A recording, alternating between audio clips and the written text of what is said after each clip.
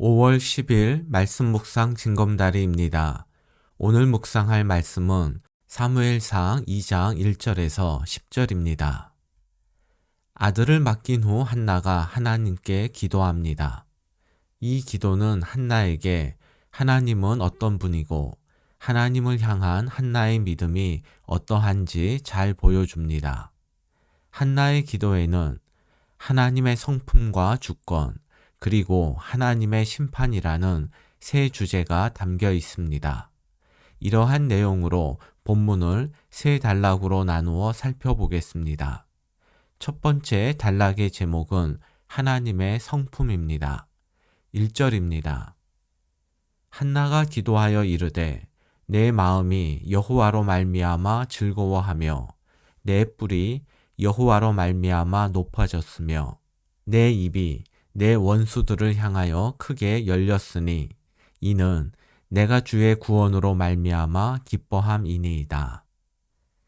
1장 10절 이하에 나오는 한나의 기도는 마음이 너무 괴로워서 말조차 할 수 없는 상태의 기도였다면 2장에 나오는 한나의 기도는 기뻐서 말을 주체할 수 없는 상태의 기도라 할 수 있습니다. 잠잠할 수 없을 만큼 한나가 기뻐한 것은 무엇일까요? 1절에는 여호와로 말미암아 여호와로 말미암아 주의 구원으로 말미암아가 반복해서 나옵니다. 즉 한나의 기쁨은 여호와로 말미암은 것입니다. 다시 말해서 한나는 아들을 낳아서 기쁜 것이 아니라 자식을 낳지 못한 자신에게 아들을 주신 하나님으로 인해서 기뻐한 것입니다. 뿔이 높아졌다는 것은 권세가 높아졌다는 뜻이고, 입을 크게 열었다는 것은 당당하게 할 말을 하게 되었다는 뜻입니다. 한나가 사무엘을 낳은 것은 단지 아들 한 명을 얻은 것이 아니라 그동안 당했던 무시를 떨쳐내고 불임 때문에 할 말도 못하고 살았던 억울함에서 벗어나 해야 할 말, 그리고 하고 싶은 말을 당당하게 할 수 있게 된 것입니다. 그래서 한나는 아들 그 자체보다 아들을 주신 하나님으로 말미암아 기뻐한 것입니다. 1절에는 여호와로 말미암아 이외에도 4번 반복해서 나오는 단어가 있습니다. 내 마음, 내 뿔, 내 입, 내가처럼 한나 자신을 가리키는 1인칭 단어가 4번 반복됩니다. 이것은 1절에 나온 찬양이 한나가 하나님을 직접 경험한 고백임을 암시합니다. 이에 비해서 12절을 보면 엘리의 아들들은 제사장임에도 불구하고 여호와를 알지 못했다고 나옵니다. 이들은 하나님에 대해서 지식으로는 말할 수 있었지만 1절과 같은 고백은 할 수 없었습니다. 내가 말하는 하나님은 지식으로 아는 하나님입니까? 아니면 내가 경험하고 만난 하나님입니까? 2절부터는 하나님에 대한 한나의 찬가의 구체적 내용입니다. 한나는 제일 먼저 하나님의 성품을 찬양합니다. 2절입니다. 여호와와 같이 거룩하신 이가 없으시니 이는 주밖에 다른 이가 없고 우리 하나님 같은 반석도 없으심이니이다.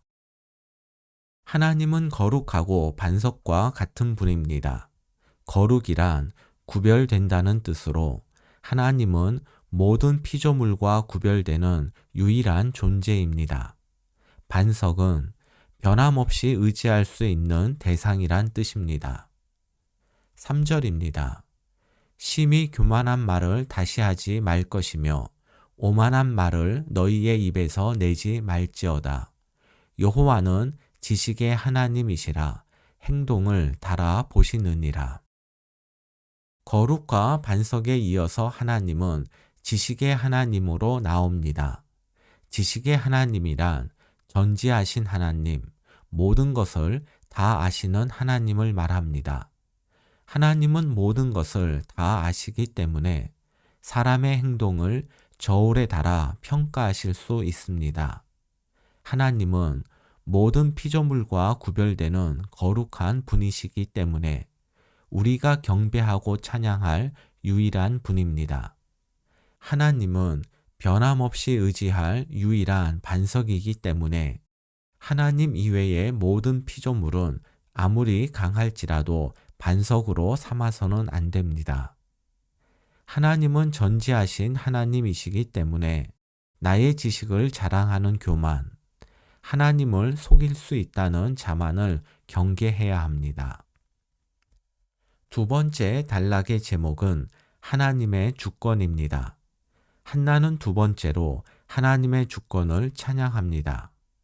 한나는 4절과 5절에서 운명의 반전을 가져오시는 하나님을 찬양합니다. 하나님은 용사의 활을 꺾고 넘어진 사람에게 힘을 주십니다. 풍족하던 자는 양식을 위해 일자리를 찾게 되고 줄이던 자들은 배불리 먹이십니다. 임신하지 못하던 여자가 7을 낳고 많은 아들을 두었던 여자는 쇠약해집니다. 그렇기 때문에 강한 자라고 자랑할 것도 없고 약한 자라도 절망할 필요가 없습니다. 한나는 6절부터 8절에서 인생의 흥망성쇠를 주관하시는 하나님을 찬양합니다. 죽음과 삶, 가난과 부, 비천과 존귀는 개인의 능력과 노력에 따라 결정되는 것처럼 보이지만 궁극적으로는 하나님의 뜻에 달려 있습니다. 4절에서 8절에 대한 매일 성경의 해설을 통해 본문의 의미를 다시 한번 생각해 보겠습니다.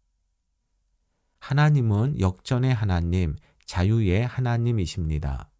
위를 낮추고 아래를 높여서 평균케 하시는 것이 아니라 위아래를 뒤집으실 것입니다.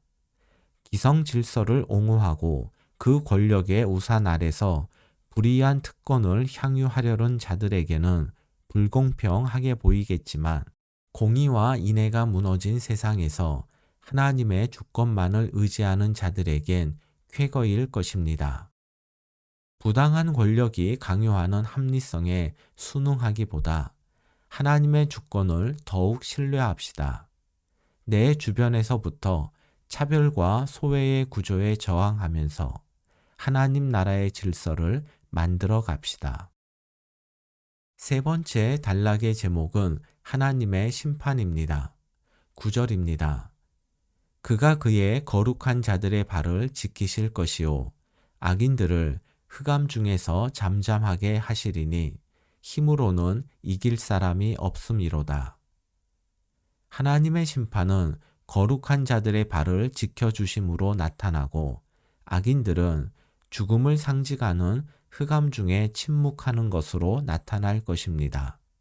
힘으로는 하나님을 이길 사람이 없기 때문에 하나님의 심판을 거스를 자가 없습니다. 10절입니다. 여호와를 대적하는 자는 산산이 깨어질 것이라. 하늘에서 우레로 그들을 치시리로다.